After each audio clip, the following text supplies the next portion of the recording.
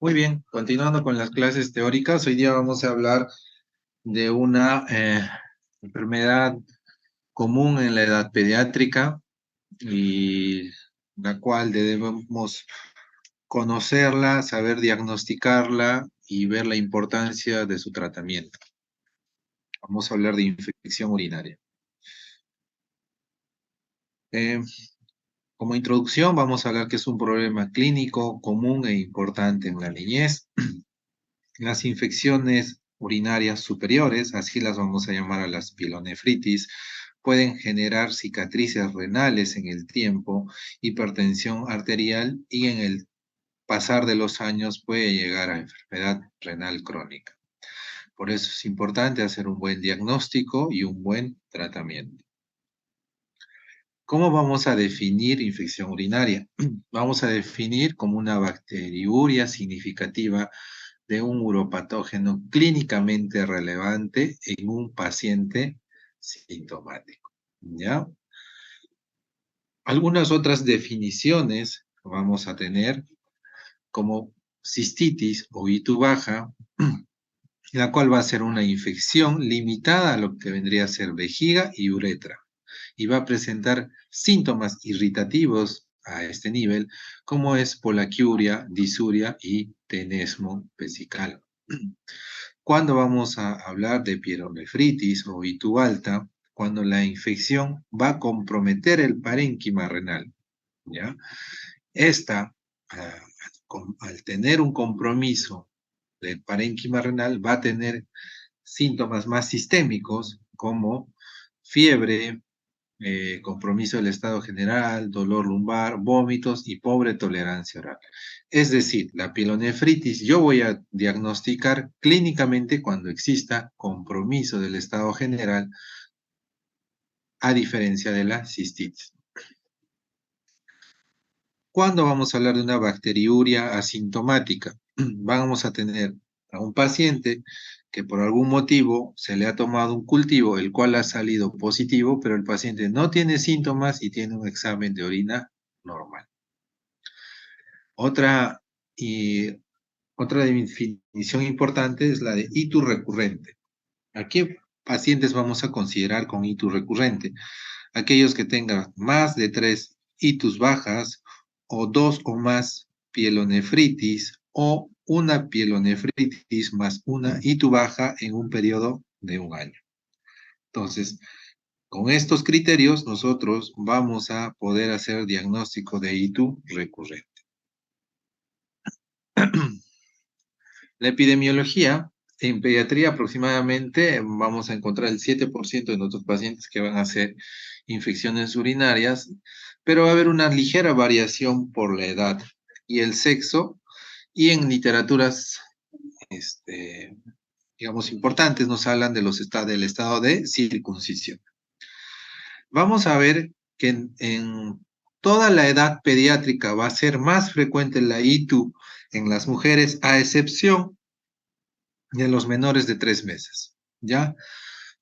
Menores de 3 meses normalmente va a ser la edad donde los pacientes van a tener masculinos, van a tener mayor incidencia de ITU. A partir de esta edad, ¿ya?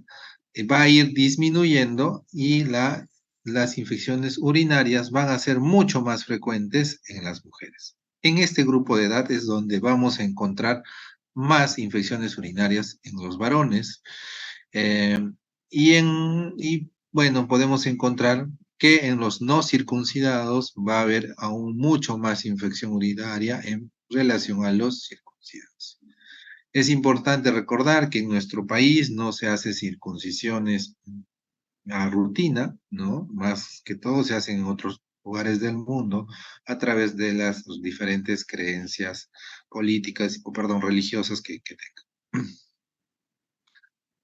Entonces, ¿cuáles son los factores de riesgo que pueden tener nuestros pacientes para hacer infección urinaria? Primero, los varones que tengan menos de un año.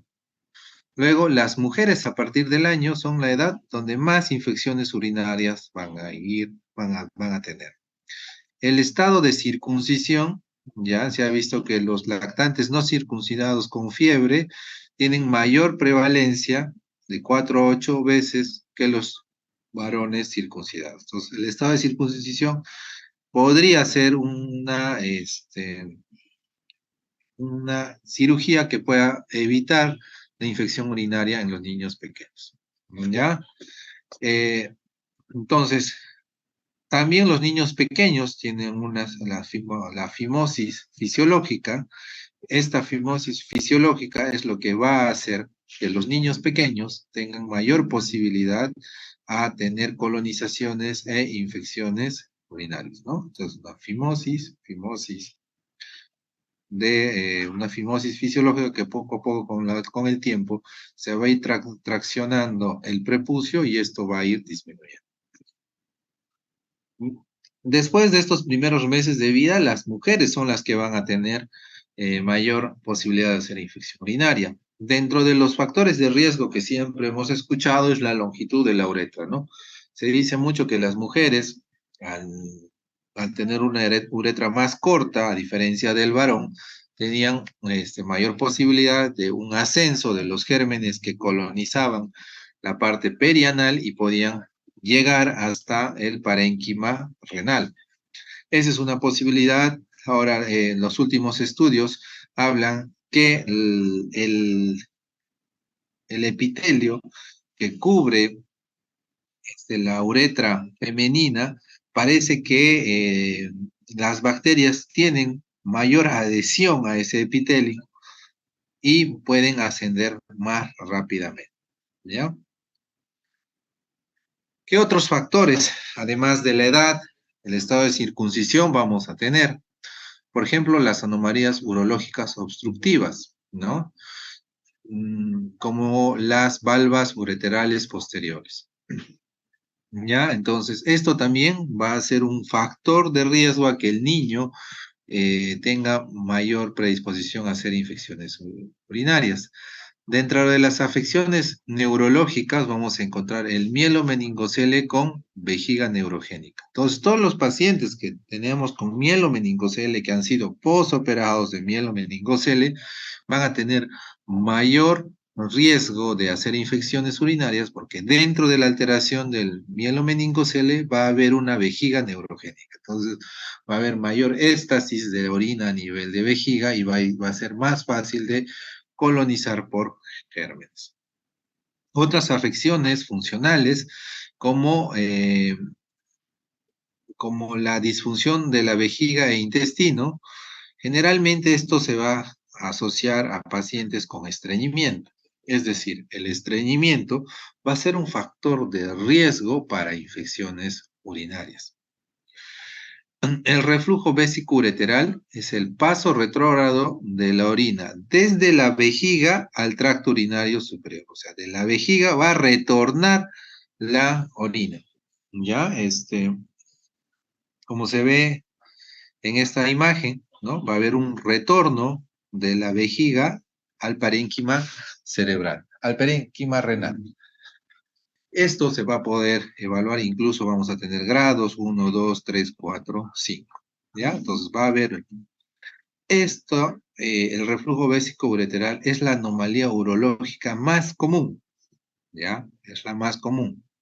Y la que tiene mayor riesgo de infección urinaria recurrente, ¿no? Entonces, si nos preguntan cuál es la anomalía más frecuente relacionado a ITU, es el reflujo vésico-ureteral. ¿Qué pasa con los niños con sondaje vesical? ¿Ya? Los niños con sondaje vesical van a tener mayor predisposición a hacer infecciones urinarias y el riesgo va a aumentar más según el tiempo de permanencia de la sonda. ¿Ya? Mientras más tiempo la sonda, mayor posibilidad de infecciones urinarias. Dentro de la etiología, la más importante es Escherichia coli. ¿Ya? El 80% de nuestras infecciones urinarias son por Escherichia coli. Pueden haber otros patógenos gram negativos, sí, Klebsiella, Proteus, Enterobacter. También pueden haber patógenos bacterianos positivos, sí, estafilococo, saprofíticos, enterococos y muy rara vez el estafilococo dorado. Toda infección por un organismo distinto a la Escherichia coli tiene mayor probabilidad de generar cicatriz renal.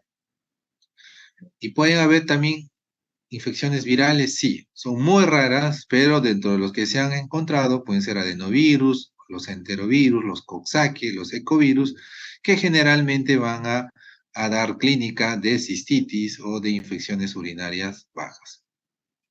La presencia de hongos también pueden dar infección urinaria, cándidas, aspergillus, criptococo. Estos generalmente van a estar asociados a pacientes con inmunosupresión o al uso prolongado de antibióticos o catéteres urinarios en forma permanente. Vamos a hablar de la fisiopatología, de lo más importante. La mayoría de las infecciones urinarias, más allá del periodo neonatal, se dan por infección ascendente, es decir, de los patógenos que colonizan la parte perianal van a ascender o van a llegar a la uretra y por ahí van a ascender. Entonces, la colonización del área periuretral por patógenos entéricos va a ser la causa más importante. Estos se van a adherir a las células epiteliales a través de sus glucoesfingolípidos en la superficie de las células. Miren cómo la Escherichia coli se va a adherir al epitelio de la uretra y va a ir ascendiendo, ¿ya? Esta unión bacteriana va a desencadenar una respuesta inflamatoria, va a generar síntomas a través de los cuales nosotros podemos llegar a identificar que estamos frente a un paciente con infección urinaria, ¿ya? Entonces acá la Escherichia coli a través de sus fimbrias se adhiere al uroepitelio y asciende al riñón. El riñón genera una intensa respuesta inflamatoria y esto va a generar una cicatriz renal, ¿no? Entonces, esta unión va a generar una respuesta inflamatoria y si esta respuesta inflamatoria es a nivel de parénquima renal, pues vamos a generar cicatrices renales. Dentro de la evaluación de la historia clínica vamos a encontrar síntomas urinarios, ¿no? Sobre todo en niños grandes, disuria, polaquiuria, tenesmo vesical.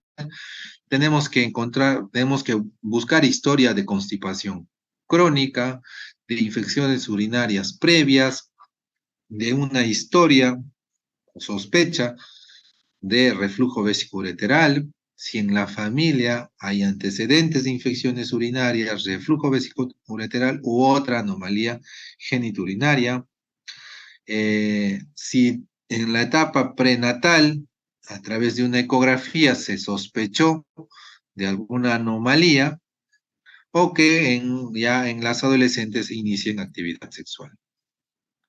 Dentro de la clínica, vamos a tener a los lactantes y a los niños mayores, ¿no? En los lactantes, los que no pueden todavía hablar, están en etapa no verbal, vamos a encontrar signos y síntomas inespecíficos como fiebre, irritabilidad, mala alimentación, escaso aumento de peso, ¿no? Cuando nosotros tenemos una falla de Medro, una causa a descartar siempre va a ser una infección urinaria. Si el paciente tiene otra infección que puede ser identificada como una infección respiratoria aguda, un resfrío común, una otitis media aguda, una enfermedad diarreica aguda, disminuye el riesgo de que el paciente tenga ITU, pero no la descarta. ¿Ya? Si ustedes sospechan de infección urinaria, hay que buscarlo. Aumentan el riesgo de infección urinaria los antecedentes, que haya tenido infección urinaria, que tenga fiebre por más de 48 horas, sin un foco claro, que sea mujer, que tenga menos de 12 meses, y como les decía, que no tengamos un foco claro de fiebre, tenemos que buscar infección urinaria.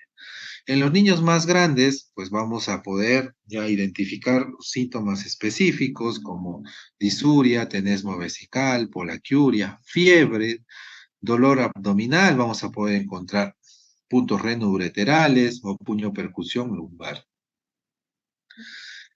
En el examen físico, siempre debemos documentar presión arterial y temperatura. Recuerden que los pacientes cuando tienen infecciones urinarias a repetición pueden generar cicatrices renales y eso en el tiempo puede generar insuficiencia renal y eso presión alta. parámetros de crecimiento, ver cómo nuestro paciente está creciendo. Si hay falla de medro, puede ser secundaria a las infecciones urinarias a repetición. En el examen de abdomen, hay que ver puntos renoureterales, puniopercusión lumbar, hay que buscar historia o signos que nos hagan pensar en estreñimiento, ¿no? Heces palpables, cuerda cólica. El examen de genitales externos siempre se debe hacer en todo paciente del cual estemos pensando infección urinaria, ¿ya? Siempre se debe hacer eh, un examen de genitales externos. Por ejemplo, en las imágenes podemos ver un niño con hipospadia, ¿no? Una hipospadia, acá podemos ver una sinequia de labios en una niña, ¿no? Entonces, estas alteraciones anatómicas van a predisponer al niño a que tenga infecciones urinarias a repetición, ¿no? Entonces, la fimosis, la hipospadia, nos van a ayudar a hacer pensar en eso, en estas condiciones. En la región lumbar, siempre detectar signos de mielomeningocele oculto. Al final de la columna lumbar, muchos niños, seguro que han podido ver, tienen como una fosita, un hoyuelo, ¿no? Muchas veces hiperpigmentado y a veces incluso pueden tener vellos en esa zona, ¿no?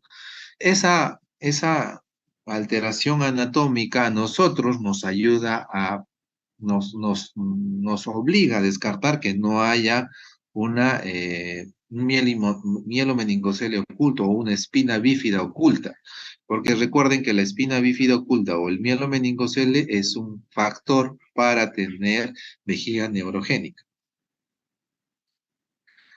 ¿Cómo vamos a llegar al diagnóstico? Pues vamos a recolectar una muestra de orina. ¿Cómo vamos a obtener? Es muy importante obtener la muestra de orina. Si son lactantes que no controlan esfínteres, la prueba de oro para hacer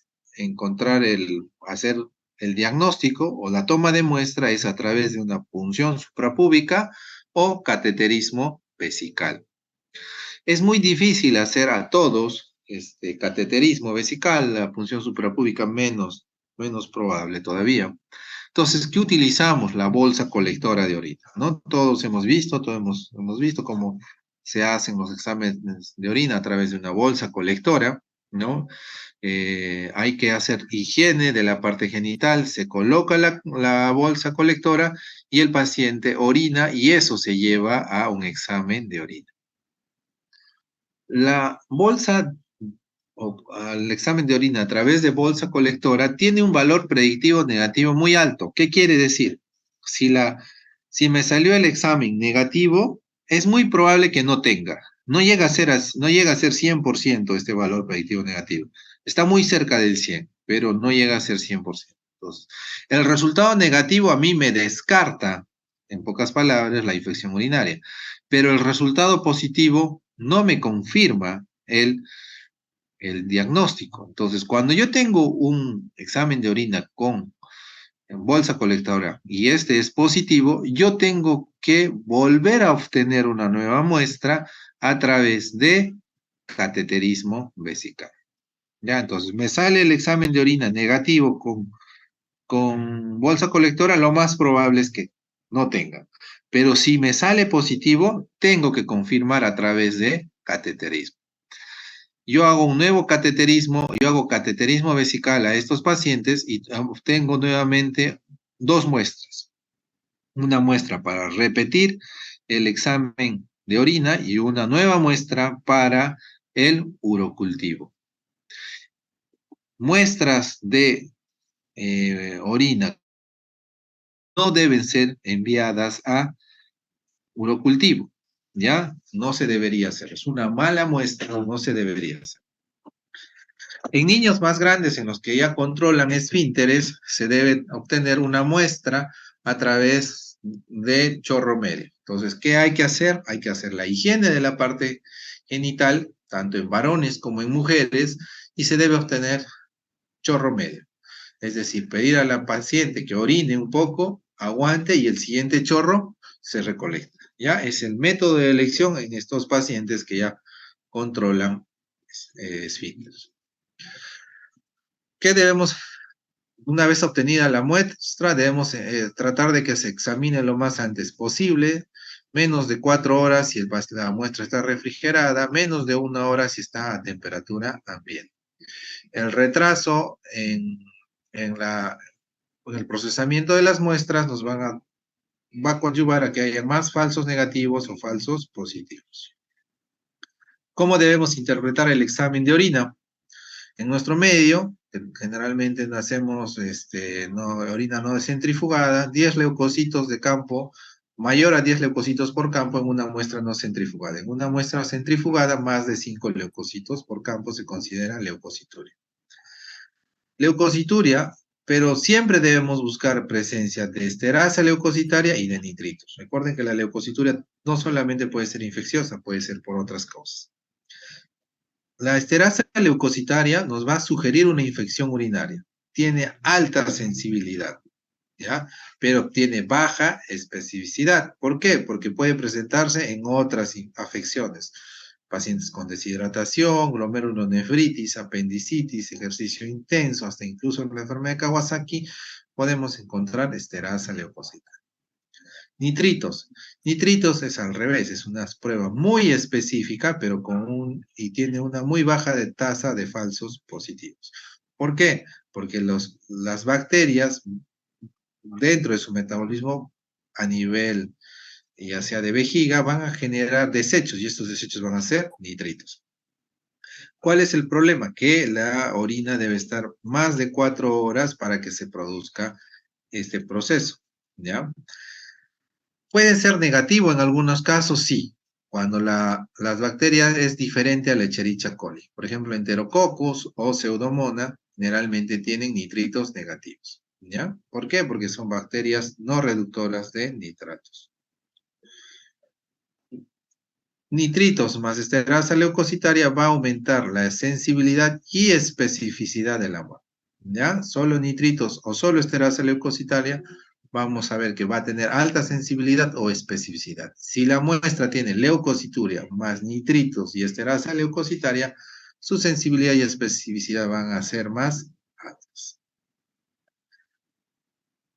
Entonces, después de hacer un examen de orina y tomar una buena muestra, debemos mandar a urocultivo. El urocultivo es la prueba diagnóstico de hito, ¿no? Es la prueba de oro, es el gol estándar para infección urinaria. Si hemos obtenido nuestra muestra a través de cateterismo vesical, más de 50.000 unidades formadoras de control son necesarias para hacer el diagnóstico. Si estamos en chorro medio, más de 100.000 unidades formadoras de colonia por mililitros si son gram negativos y más de 10.000 en caso de que sean gram positivos u hongos. Si hemos obtenido por punción suprapúbica cualquier recuento de bacterias uropatógenas, hacen el diagnóstico de infección. Si en nuestro cultivo existe crecimiento de enterococo, Klebsiella o Pseudomonas, se diagnostica ITU aún incluso en ausencia de leucocituria. ¿Ya? Eso también es muy importante conocer. Otras pruebas de laboratorio. Los marcadores de inflamación, PCR, BCG, procalcitonina, no se deben usar de forma rutinaria. No diferencian de forma fiable entre cistitis y pielonefritis debido a su baja sensibilidad y especificidad. Los pacientes con PCR elevada se han asociado a un mayor riesgo de cicatrización renal, ¿no? Pero solamente es eso, es una asociación. La creatinina sérica no es necesaria de forma rutinaria también, pero sí deberíamos solicitarlo en pacientes que tienen infecciones urinarias a repetición o estamos sospechando de que tenga afectación renal.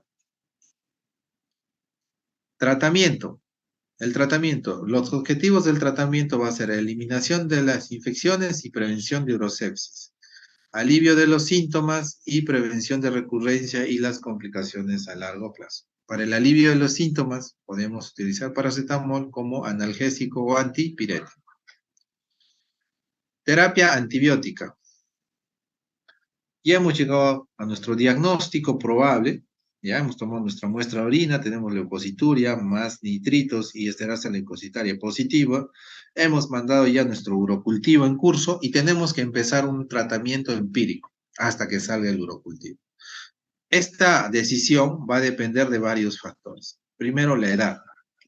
Segundo, la gravedad de la enfermedad, ¿no? Si son niños pequeños, pues probablemente menos de 2 meses, ese niño va a necesitar hospitalización. La gravedad de la enfermedad, si estoy con un niño frente a una urosepsis, pues voy a empezar con antibióticos donde no haya resistencia en la comunidad, porque si no mi paciente se va a poner mal.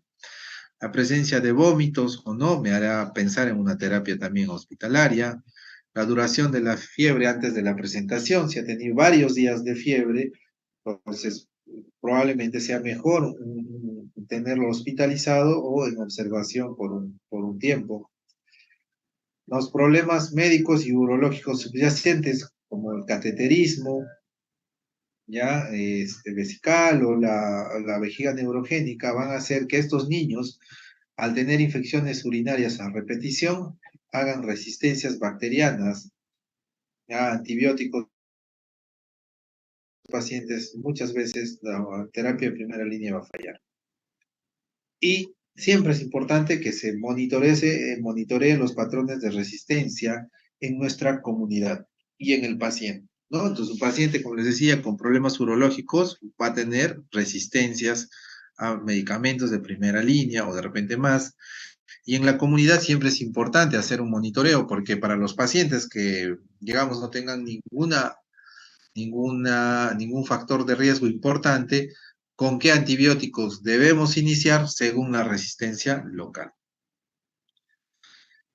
¿Quiénes se deben hospitalizar? Los menores de 2 meses, los que tengan urosepsis clínica, pacientes inmunodeprimidos, pacientes que estén vomitando o tengan incapacidad para tolerar la medicación oral, le damos de alta con antibiótico por vía oral y el paciente no tolera. Falta de seguimiento ambulatorio adecuado. No confío en el papá es un padre descuidado, en el cual no estoy seguro que va a continuar el tratamiento, se hospitaliza. Y falta de respuesta a la terapia ambulatoria. Yo doy antibióticos y si más de 48 o 72 horas el paciente sigue haciendo fiebre, es mejor que se quede hospitalizado. La terapia empírica siempre se debe iniciar después de que haber recolectado una correcta muestra de orina, ¿ya? Y haber entregado el urocultivo. Siempre debemos asegurar un buen tratamiento para niños que tienen un mayor riesgo de cicatrices renales. ¿Quiénes tienen un mayor riesgo de cicatrices renales? Los que están haciendo fiebres altas, más de 39 grados por más de 48 horas, no lucen bien, tienen una apariencia tóxica, séptica, que tengan inmunodeficiencia o tengan una anormalidad urológica conocida. La terapia empírica en nuestro medio debería iniciarse con cefalosporinas de segunda y tercera generación o aminoglucósidos. Son terapia de primera línea en nuestra localidad. Hay que recordar que estas terapias no son eficaces contra enterococo. Si se sospecha, debe añadirse ampicilina o amoxicilina. El estado de hidratación y de la función renal siempre debe evaluarse antes de usar aminoglucósidos. ¿A quienes yo podría intentar darle una terapia oral? A los que tienen más de 2 meses y no están vomitando, podría utilizar una cefalosporina de segunda, como es cefuroxima o cefixime.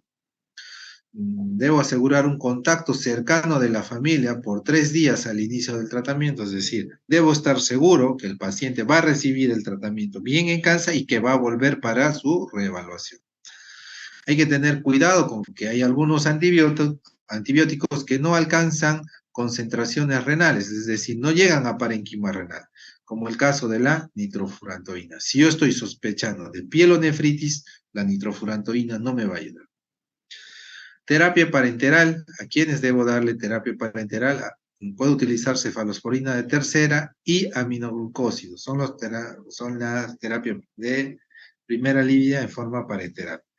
Es decir, ceftriaxona, amikacina, generalmente los más usados. Y el tratamiento definitivo se basará en los resultados de sensibilidad, ¿no?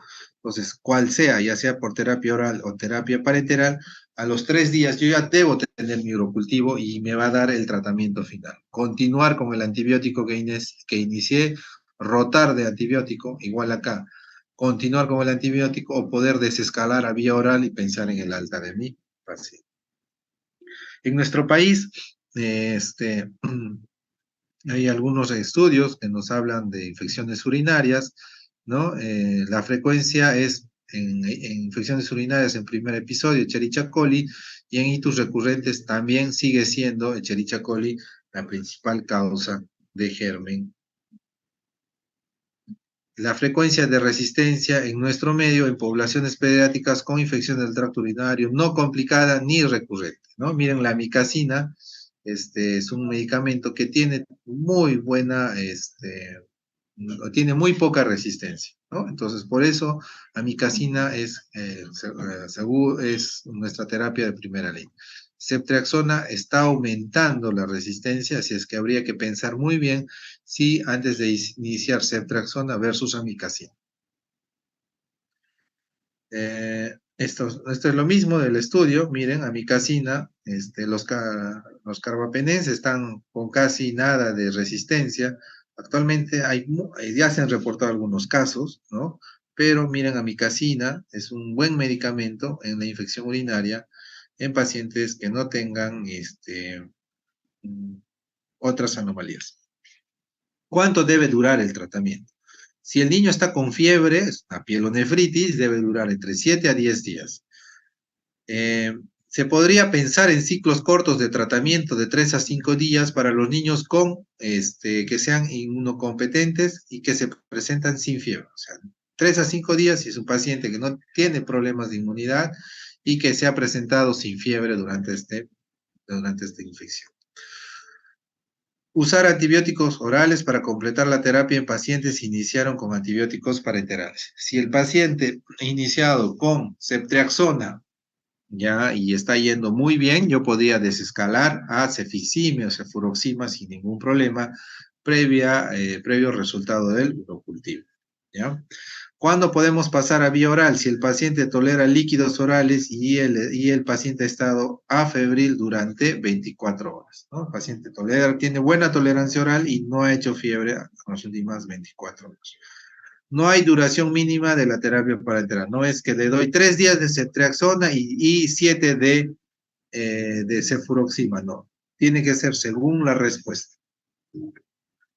Si el paciente empeora o no hay mejoría después de 48 horas de haber iniciado mi antibiótico, recuerden que a las 48 horas todavía no voy a tener mi urocultivo, entonces puedo o debo iniciar tratamiento, puedo aumentar ampicilina si sospecho de enterococo o debo iniciar otro antibiótico. Si inicié con cefalosporina tercera, agrego aminoglucósido. Si inicié con aminoglucósido, agrego cefalosporina hasta el resultado del urocultivo. Siempre debemos solicitar una ecografía renal si el paciente no está teniendo mejoría en busca de absceso renal. La ecografía solicitada durante el proceso agudo de la enfermedad es para buscar complicaciones del proceso agudo, como es absceso renal, ¿ya? Que pueden ser o alteraciones anatómicas quirúrgicamente corregibles o obstructivas, ¿no? El paciente de repente no está orinando, parece que se ha obstruido, ¿no? Está con una sonda, etcétera. Entonces, la ecografía me va a ayudar. ¿Cómo vamos a definir hito recurrente, no? Ya habíamos visto al inicio, hito recurrente, la presencia de más de 2 episodios de hito alta, un episodio de hito alta más un episodio de hito baja, o 3 episodios más de 3 episodios de hito baja en un año, ¿no? Esto es hito recurrente. La itus recurrente es un factor de riesgo para cicatriz renal. Si ustedes tienen pacientes con infecciones urinarias recurrentes, hay que pensar que este paciente puede estar haciendo cicatrización renal. Y siempre hay que tratar en base a la susceptibilidad antimicrobiana local, ¿no? Entonces, por ejemplo, acá es frecuencia de organismos aislados por ITU. ITU complicada o recurrente sigue siendo Escherichia coli el principal germen, pero ya aparecen el Proteus, miren, ya aparece con mayor incidencia, ya aparece la Klebsiella y ya aparece el Enterococo con mayor incidencia en comparación con el primer episodio. Para estos pacientes también la amicacina o los aminoglucósidos siguen siendo la terapia de primera línea más adecuada. Imágenes. ¿Cuándo voy a tomar imágenes? ¿Cuándo voy a hacer una ecografía renovesical? ¿Ya? Nos va a ayudar para encontrar anomalías. Recuerden que hay que buscar el reflujo vesicoureteral, presencia de valvas posteriores, etcétera, y eso nos va a ayudar la ecografía. Es una prueba que no es invasiva. ¿A quiénes debo pedir ecografía? A todos los menores de 2 años con primer episodio de ITU más fiebre. Es una recomendación de la Academia Americana de Pediatría. A todos los pacientes que tengan ITU recurrente, no importa la edad. Todo paciente con ITU y que tenga en la familia que tenga antecedentes de enfermedad renal o falla de medro o hipertensión arterial. Si es que tiene eso mi paciente, debo hacerle una ecografía. Los niños que no respondan a tratamiento de primera línea. Le inicié tratamiento con amicacina o ceftriaxona y no responde al 48 a 72 horas, debo hacer una ecografía. A todos los pacientes que tienen ITU atípica. ¿A quiénes se les considera infecciones urinarias atípicas? A todo el paciente que tenga infección urinaria y tenga el flujo urinario alterado. Está haciendo oligoanuria o está haciendo poliuria.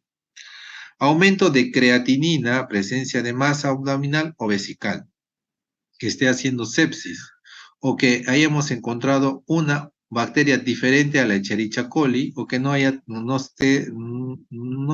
esté respondiendo bien después de 48 horas de tratamiento.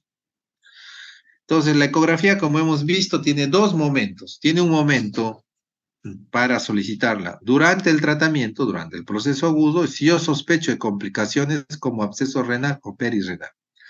Posterior al tratamiento también hay una indicación en busca de malformaciones, ¿no? Y lo ideal es después de la segunda semana.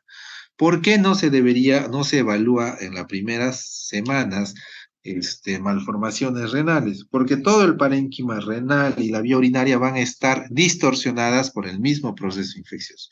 Por eso es ideal solicitar la ecografía en busca de malformaciones después de 2 semanas de haber terminado el tratamiento. Otra imagen que también se usa en nuestros pacientes es la cistoguretrografía miccional, ¿ya? Es el test de elección para la anomalía más frecuente, que es el reflujo vesicoureteral. ¿En quiénes podemos solicitar? En todos los pacientes que tengan más de 2 episodios de ITU más fiebre, primer episodio de ITU más anormalidades anatómicas, otra bacteria que no sea Escherichia coli y que esté haciendo fiebre, retardo del crecimiento e hipertensión arterial. Y eso sería todo.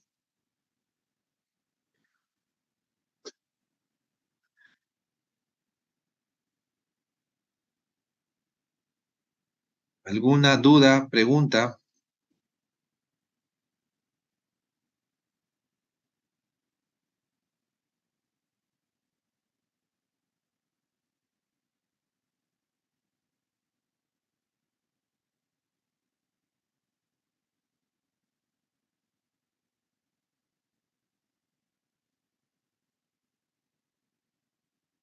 ¿Cómo puede sospechar de enterococo? Generalmente cuando hay una mala respuesta al tratamiento, ¿ya? El paciente no va bien, no responde al tratamiento y generalmente no tienen una leucocituria marcada, ¿no? Vas a tener leucocitos aumentados y no vas a tener ni nitritos ni esterasa leucocitaria, pero sí vas a tener sintomatología de ITU.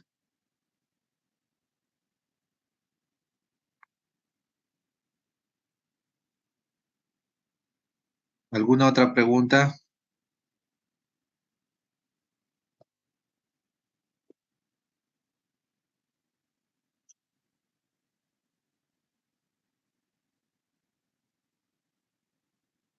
No hay preguntas entonces.